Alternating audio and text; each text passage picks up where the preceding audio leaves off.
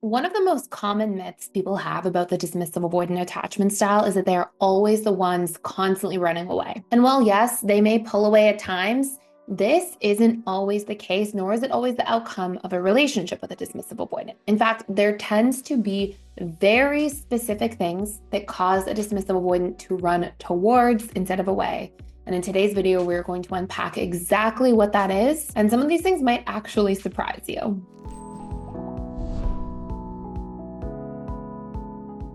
Now, for all of the information I'm about to share with you today, there's both a healthy and unhealthy way of treating these scenarios.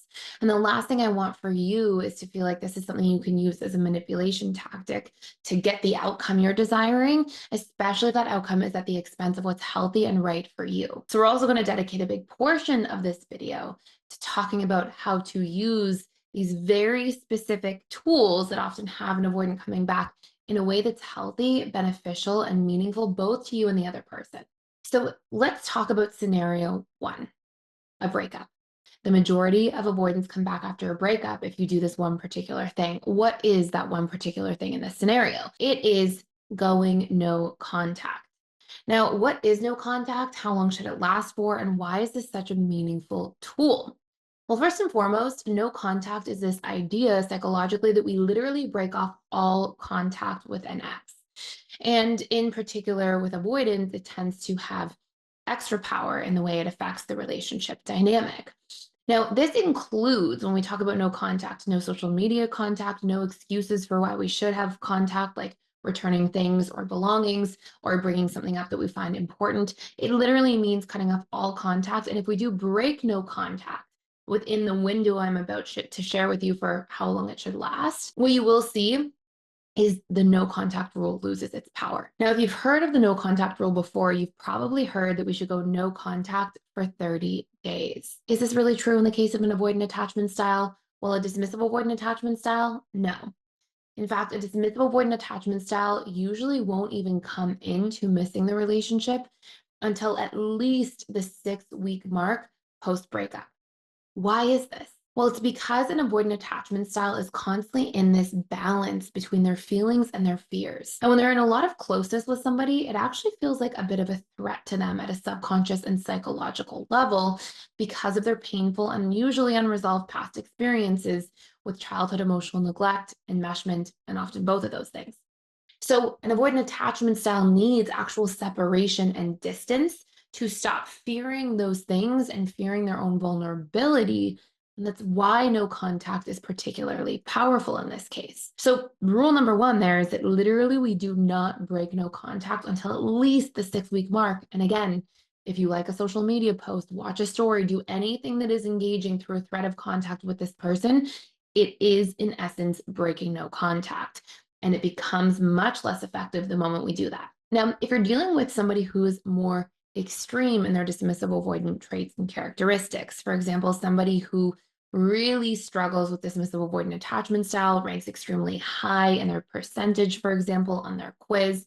I'll put a link to a free quiz below with the report if you need it as a resource. You'll generally see that you need somewhere between 6 weeks and you are up to 3 months. So you get to be the judge of this one. If you have an avoidant attachment style that you were dating and you see that they're very avoidant, more extreme, then you may want to wait a little bit longer than 6 weeks before actually trying to reconnect. Do you remember earlier I said there's a healthy versus unhealthy way of using this really powerful tool? Well, here's the big difference between healthy and unhealthy no contact. Healthy no contact means you stop contacting this person and you use that boundary or distancing as a powerful opportunity to really work on the relationship to yourself. And this means learning to self soothe through meeting some of your own needs.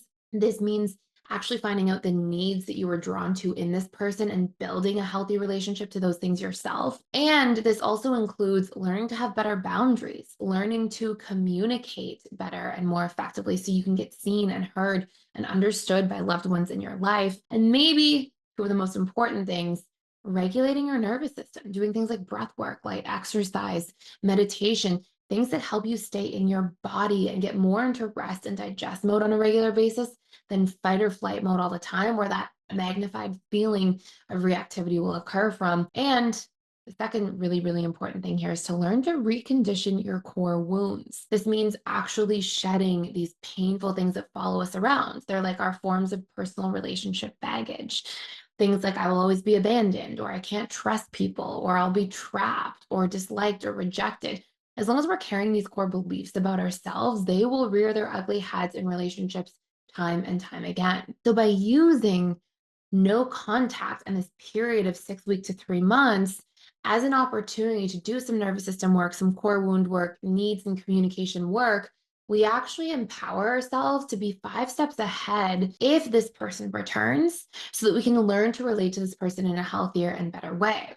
Now, the second part of how to do no contact in a healthy form is equally important to the first part. And it's that we need to make sure that during that no contact period, we are also having a good think about what it is that we're truly looking for in a relationship.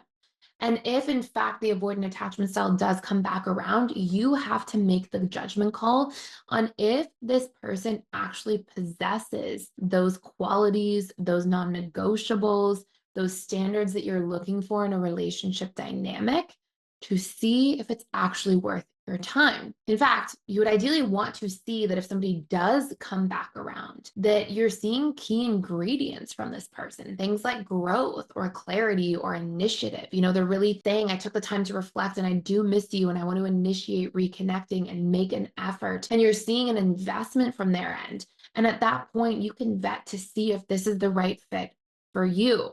And I think honestly, doing anything outside of these things in regards to no contact can often leave us on a trajectory towards a likelihood of going back to square one, reconnecting with somebody only to see that relationship dynamic potentially fall apart in the future. So, using no contact as that time to do your own inner healing and work, and then reassess if you think this relationship is right for you and what the powerful qualities or changes you need to see from your ex in order to consider getting back together with them would look like are absolutely massive things to be doing. Okay, so I want to share something super exciting with you, which is that we are doing a full 7-day free trial to PDS, but also along with that, if you sign up for the trial, you can even cancel before day 7 and you get free access for life. In other words, you get to keep our attachment styles and sex course. This course goes into all the patterns and themes around each attachment style and intimacy, their fears, their triggers, what's important to them, what they're looking for, and this is more than a $200 value you get to keep for free for life just by checking out our 7-day free trial. Check out the link below if you don't want to miss it. We are only doing this for this month and this month only. So let's talk about the second part of this. If you are in an argument or disagreement with an avoidant attachment style and you find that they are stonewalling you, what is the one major thing you can do to see the needle move and make a difference? Well, it's actually calling out stonewalling directly, but there's a very particular way in which we need to do this. So we know avoidant attachment styles really don't respond well to judgment, criticism, or emotional volatility because it often makes them feel unsafe and they usually don't really know how to navigate a conflict. They also tend to have shame wounds. And so if they feel criticized or judged, they'll often shut down and pull away as a means of self-protection. So when we're calling something out, we have to call it out without tripping those big wounds or fears that the avoidant attachment style has. So the best way of doing this is to say something along these lines, and I'll actually share a script with you here. So let's say there's an avoidant attachment style.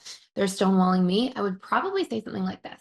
Hey, I can see that you're pulling back and shutting down a little bit, and I totally respect that you need your space.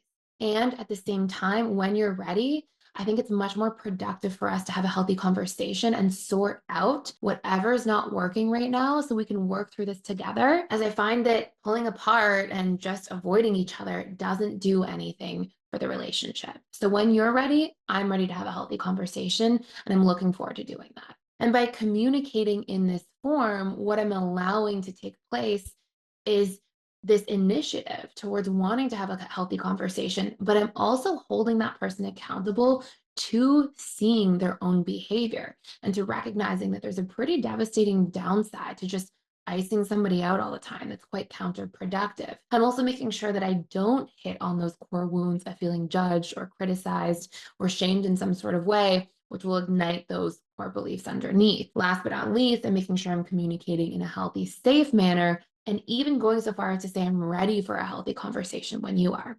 So these are really powerful tools that you can use in these types of situations, whether it be post breakup or post argument. And I cannot stress enough how important it is to make sure you're using these tools in a healthy way. That's it for today's video. If you enjoyed this, please like, share, and subscribe. And I look forward to seeing you in the next one.